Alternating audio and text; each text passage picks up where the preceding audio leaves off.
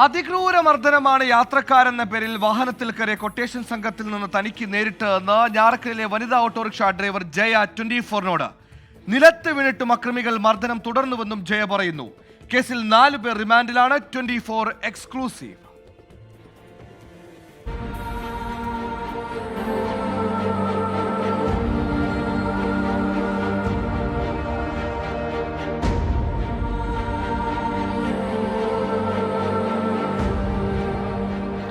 കുറേ നേരം എത്ര നേരം കിടന്നെന്ന് എനിക്ക് ഓർമ്മയില്ല. കാരണം എനിക്കൊന്ന് എഴയാനോ മറിയാനോ തിരിയാനോ പറ്റിയില്ല. അങ്ങനത്തെ അവസ്ഥ. അങ്ങനെ ഇപ്പം കുറച്ച് കഴിഞ്ഞപ്പോഴേക്കും ആയിക്ക പോയി വേറെ ഒരിക്കാനെ വിളിച്ചുകൊണ്ട് വന്നു. ആയിക്ക എന്നപ്പോഴാണ് ഇല്ലാസിക്കാനെ വിളിക്കാന്ന് പറഞ്ഞപ്പോഴേക്കും പോയി ഇരിക്കാനെ വിളിച്ചുകൊണ്ട് വന്നു. പിന്നെ അവരൊക്കെ കൂടി എന്നെ ഹോസ്പിറ്റലിൽ കൊണ്ടുവരും. ഇരുമ്പ് വടി കൊണ്ടടിച്ചു, നിലത്തിട്ട് ചവിട്ടി, കരഞ്ഞപ്പോൾ മുഖത്തടിച്ചു. അങ്ങനെ നീളുന്നു ജയ നേരിട്ട ക്രൂരതയുടെ പട്ടിക. ആസൂത്രിതമായ ആക്രമണമാണ് തനിക്ക് നേരെ ഉണ്ടായത്.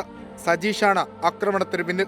തന്റെ ബന്ധുവായ പ്രിയങ്കയുടെ മക്കളെ മർദ്ദിക്കുന്നത് ചോദ്യം ചെയ്തതിലുള്ള വൈരാഗ്യമാണ് അക്രമ കാരണമെന്നും ജയ വ്യക്തമാക്കി.